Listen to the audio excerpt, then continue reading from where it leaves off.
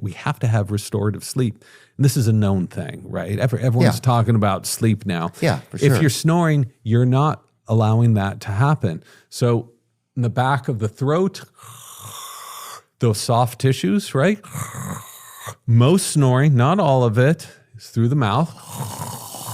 Some people snore through their noses. What I have learned from a lot of people that have helped people who have chronic snoring issues is there are a lot of things you can do at home to fix this.